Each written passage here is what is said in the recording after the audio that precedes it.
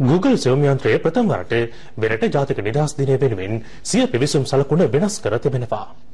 ඒ අනුව අද එම වෙබ් අඩවියට පිවිසෙන ඕනෑම අයෙකුට ජාතික කොඩියේ දැක්වෙන සිංහ සලකුණ සහිතව Google ලාංඡනය දැකගත හැකියි.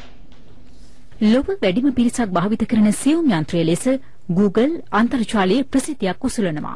එම සෙවුම් යන්ත්‍රයේ ශ්‍රී ලාංකික සංස්කරණය google.lk වන අතර ඊට දෛනිකව පිවිසෙන පිරිස ලක්ෂ 3කට අධිකයි.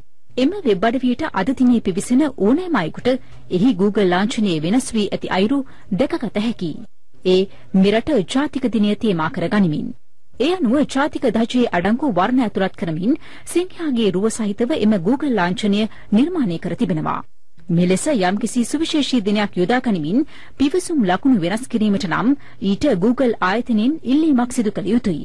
ඒ අනුව Google ආයතනයෙන් මෙම ඉල්ලීම බොහෝ පුද්ගලයන් විසින් සිදු කර තිබෙනවා. දැනට විදේශ රටක සේවය කරන බුද්ධික නුවන් නැමැති මොහුද එම ඉල්ලීම සිදු කළ පුරෝගාමී පුද්ගලයෙකු වන අතර ඔහුව සම්බන්ධ කර ගැනීමට අපට හැකියාවක් ලැබුණා. මම පුද්ගලිකවම මම රික්වෙස්ට් එක කරා. ඉතින් ඊට අමතරව තව විවිධ පැතිවලින් යාලට රික්වෙස්ට් ලැබිලා තියෙනවා.